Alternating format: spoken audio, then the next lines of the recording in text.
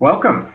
Thank you all for being here. I am Nick Kanoki, the producer of ALN Thursday at 4, where every Thursday at 4 p.m. Eastern, we will put a light on important and relevant asset leadership and asset management topics. One note before I introduce today's host, you may notice as an attendee that your video and audio are muted by default in Zoom webinars. So if you'd like to say something, either write it in the chat or wait for the open Q&A at the end. And now, without further ado, it is my pleasure to introduce Mike Bordenaro and Jack Kelly. Thank you, Nick.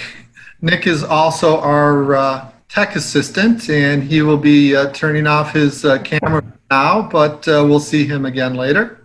I want to thank our sponsors. Our organizational members is what's making this possible, and we're very grateful for their sponsorship and for their active involvement. This is a real great group of people, and it's a pleasure to be a part of them. It's my pleasure to start this Asset Leadership Network at Thursdays at 4 with a very special guest, Jack Kelly. Has a storied career. He started with Governor Jimmy Carter's administration in Georgia, and Jimmy Carter brought him to D.C. and put him in the Office of Management and Budget, where he worked on government reorganization and stayed for 36 years and worked on many impactful initiatives. Jack has brought that penchant for impact to the ALN, where he is a board member, a senior fellow, and has led many initiatives that position our organization as having an impact in the U.S. and around the world. It's been my pleasure to work closely with Jack and to gain a personal relationship with Jack, who enjoys good food and good wine and gardening. So I'm going to start by asking, what's blooming in the garden, Jack? I like to share a picture of the way my garden looks right now. You know, I live in Rockville, Maryland, and my wife and I have actually been enjoying having to be stuck at home, sheltering in place, because our backyard is a kind of a nice place to have to shelter. And this year, unlike most years when we will do traveling in the spring and go various places and miss a lot of the blooming season, this year we've been stuck at home. So we've been able to see everything that's been blooming since early March. So it's been kind of enjoyable. Yeah, I've been in that garden. It's wonderful all year round.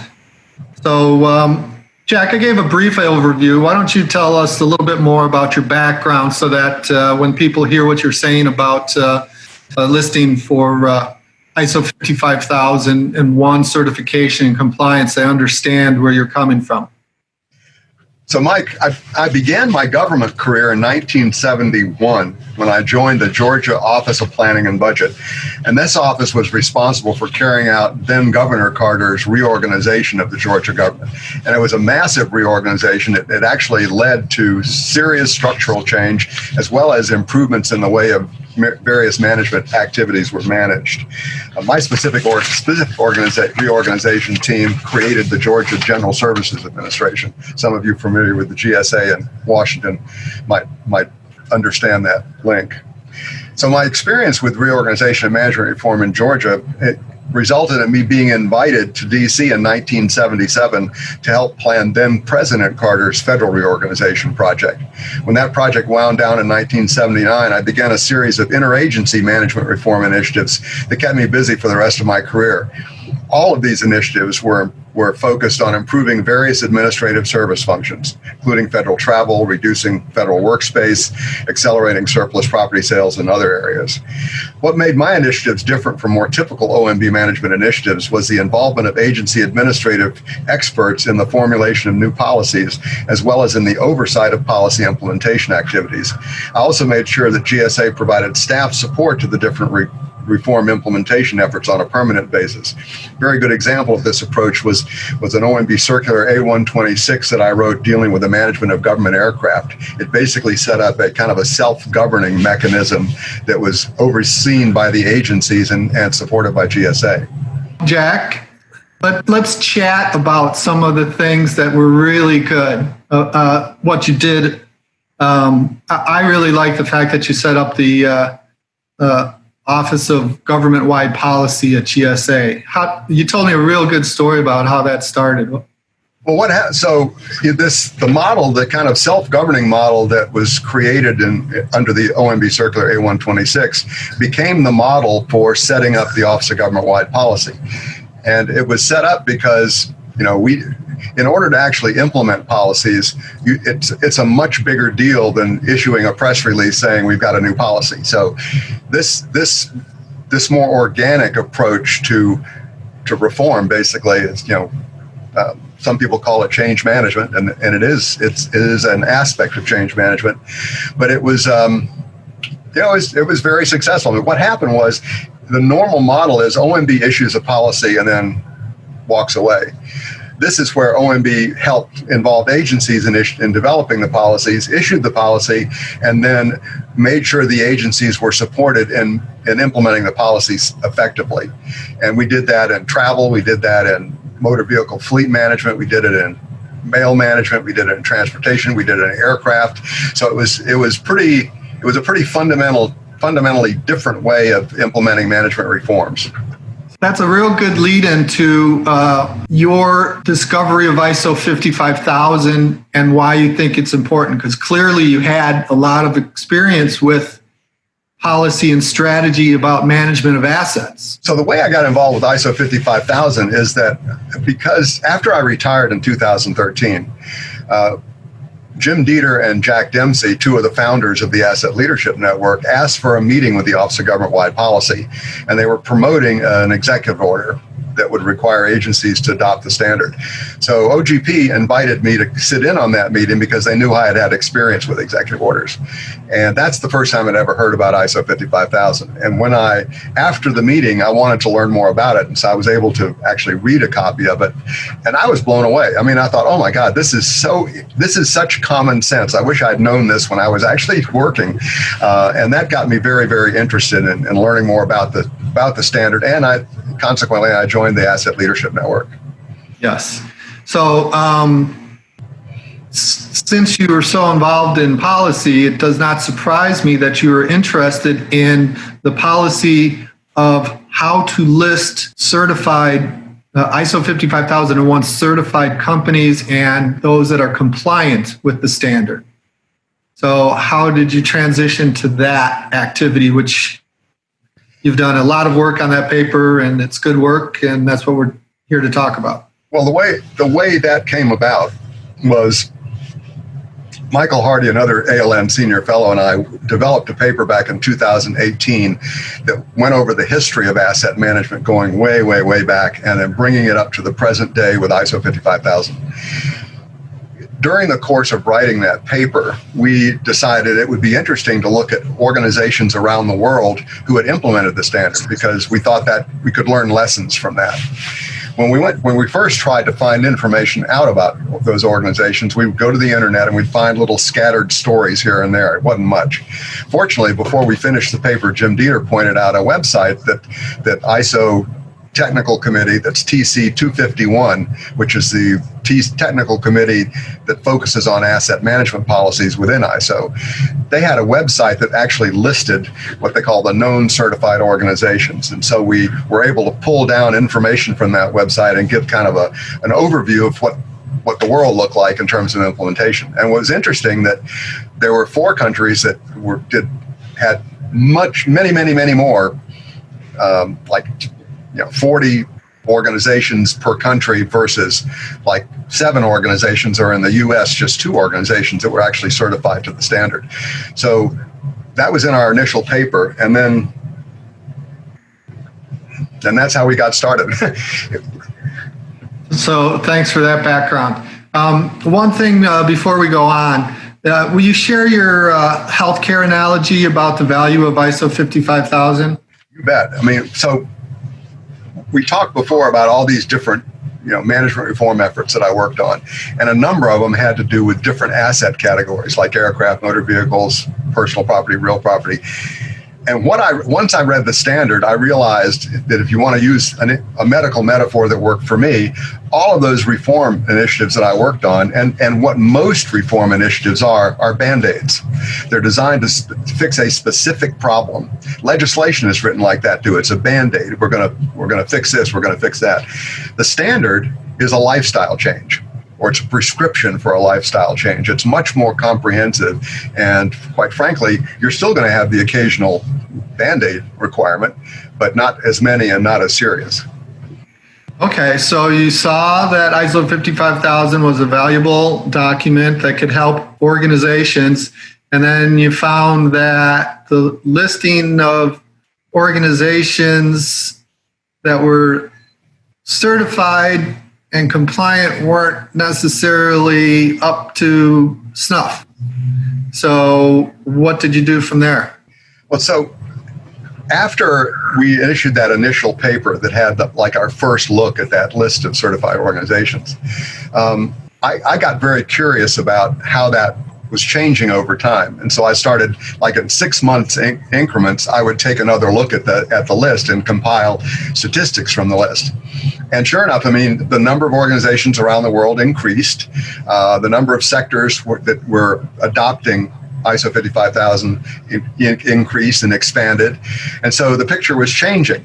So I decided to do a little bit deeper dive and created a presentation that I gave at our fall event last year called Where in the World is ISO 55000 and Why? Because what I wanted to do was say, for those 4 countries that are really massively invested in implementing the standard, what's so different about them? What's causing them to be so different from the rest of the world? And so that presentation, by the way, is available on the ALN website.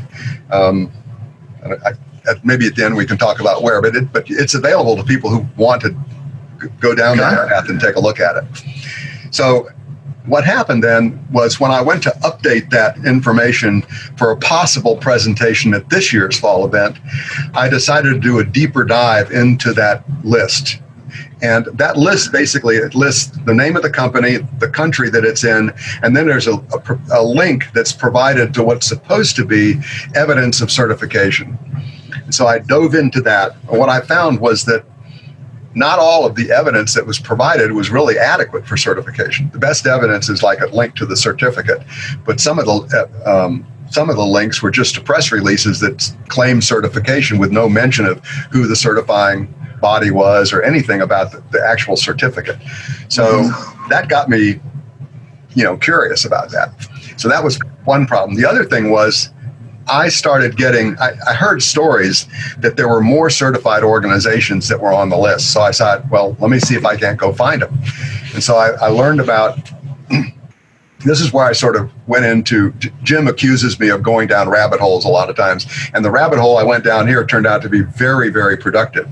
I learned about how the certification process works, how there's an accreditation process so that not anybody can come in and claim to be a proper certifying body. You have to be accredited to make that claim. To make accreditations, you have to be accredited. So there's a whole lot of bureaucracy around the implementation and certification of standards. I wouldn't say it's bureaucracy so much as it is processes to establish validation.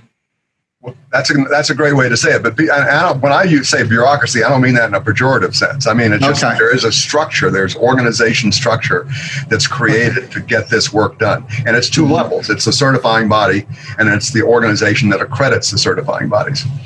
So one of our members, ABS, is a organization that provides certification. An accredited certifying body, right? Yes.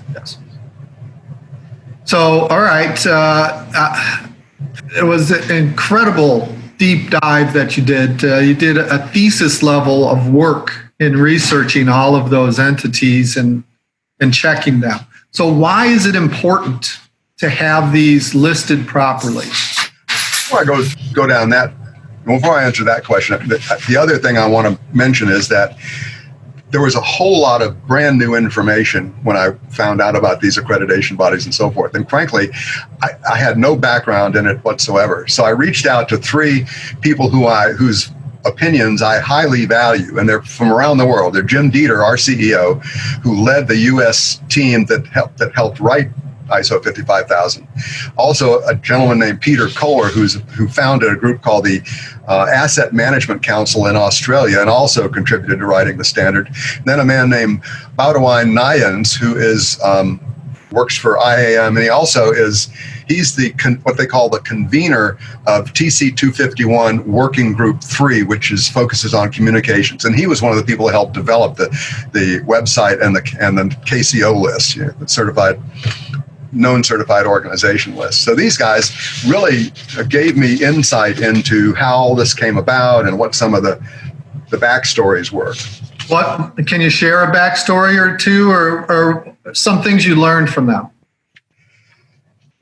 Well, some of the things were, well, for example, probably the most interesting thing I learned was that, I was being real picky about the fact that there were organizations that couldn't demonstrate certification that listed themselves on that known certified organizations list.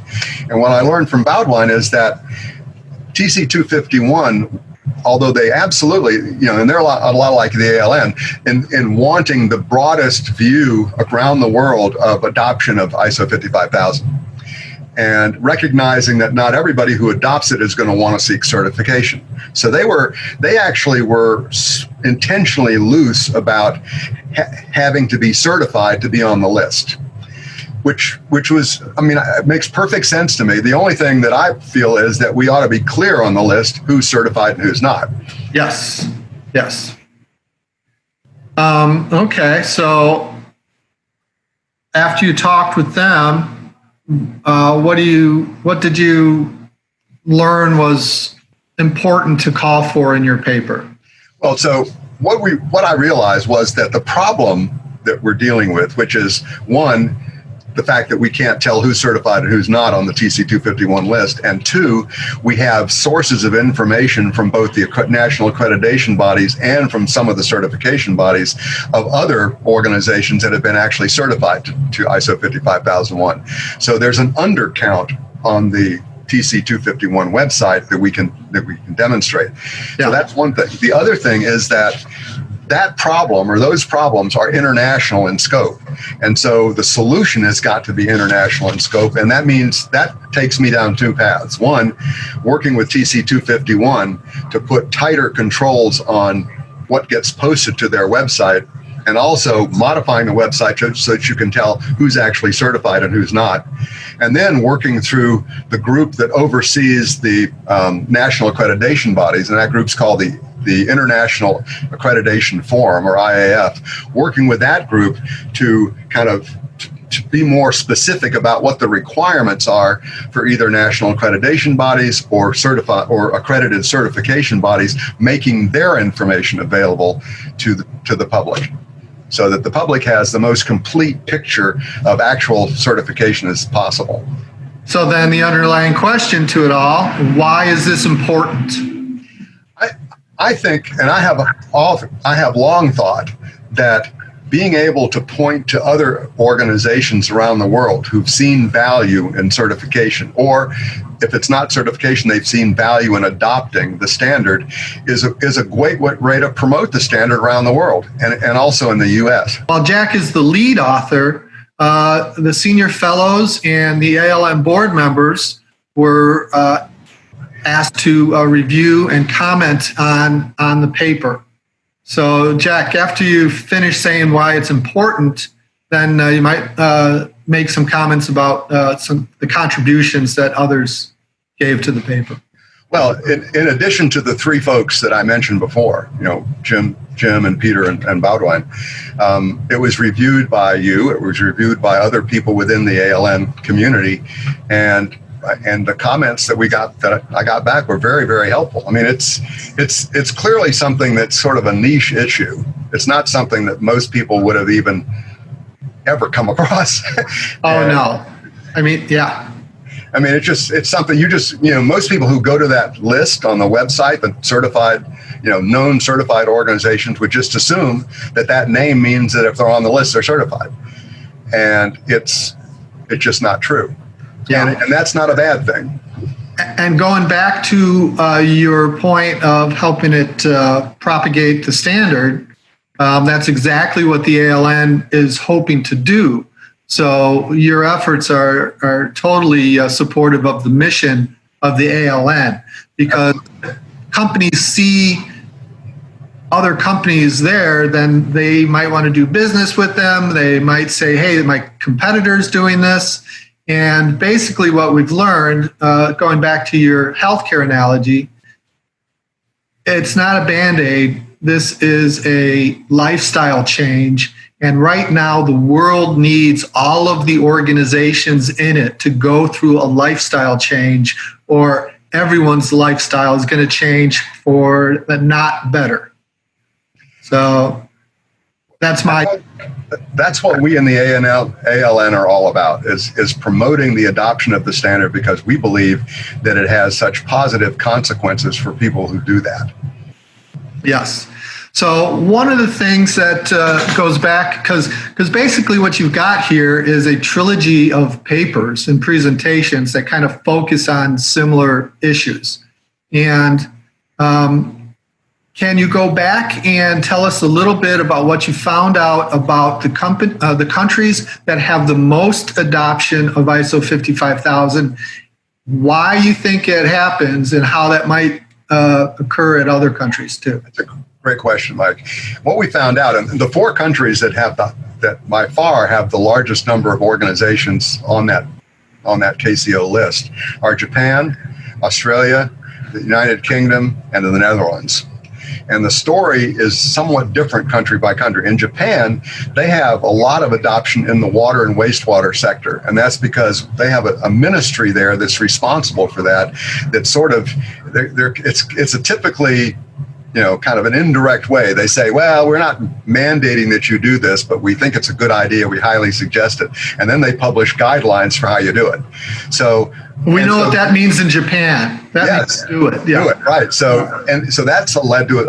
And then other industries in Japan. I mean, Japan has, in fact, all 4 of these countries have long, strong engineering traditions and strong engineering communities. And so when one community comes out and says, well, we figured this out as a great way to move forward, other industries take note.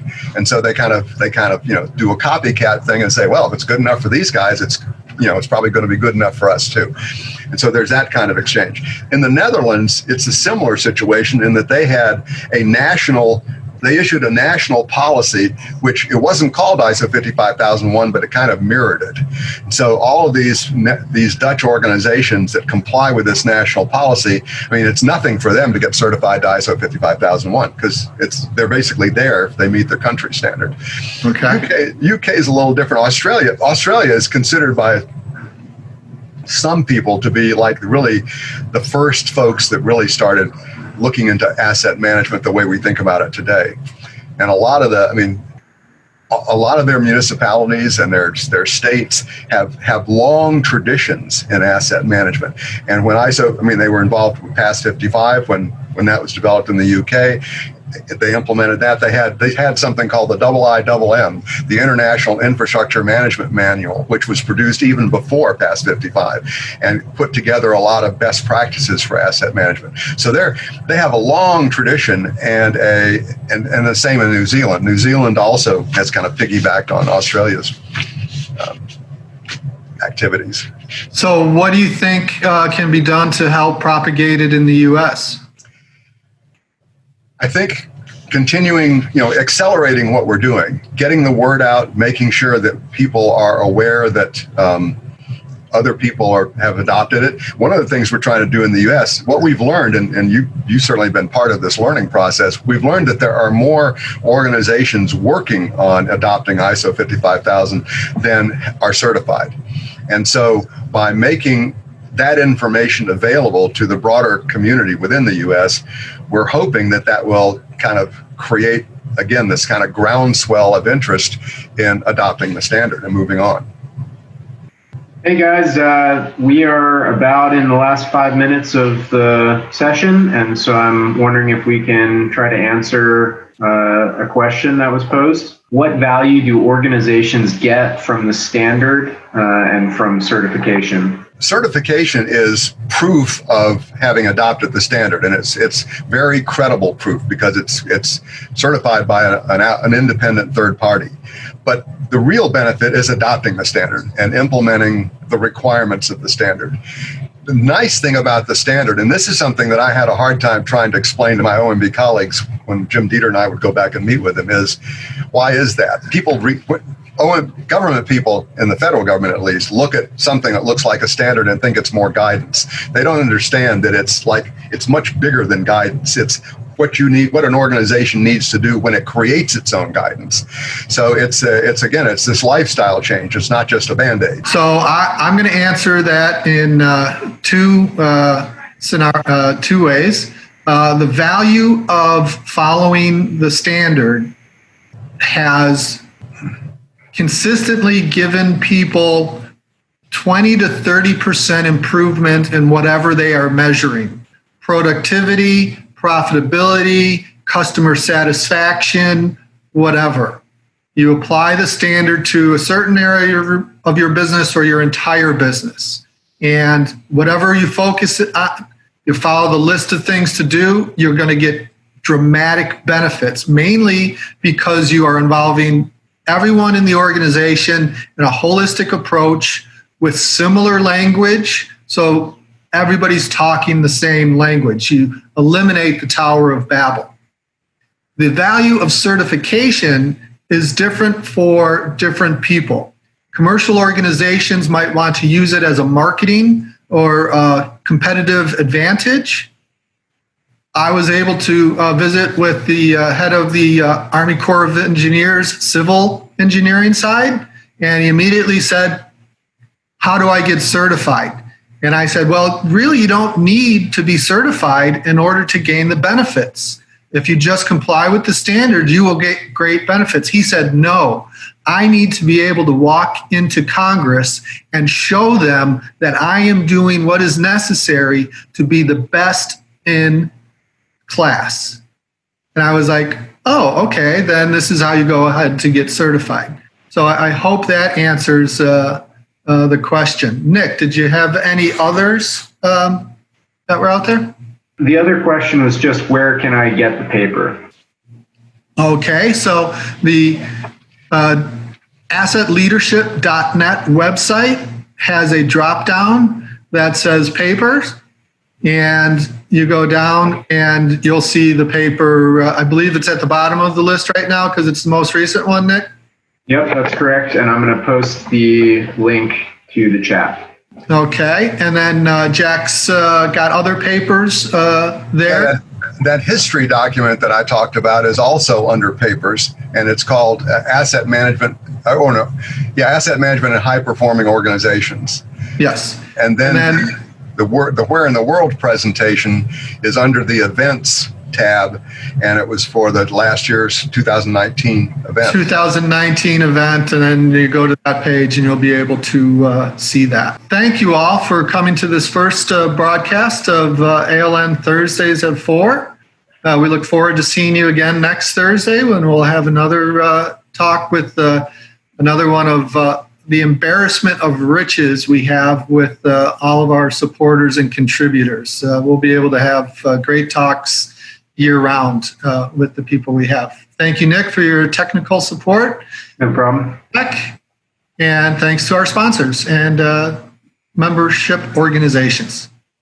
And I would just say that, again, thank you all for coming. And if you'd like to continue this conversation or others, please feel free to reach out to any of us personally or send an email to webinar@assetleadership.net. And we hope to see you again next week. Thank you, everyone.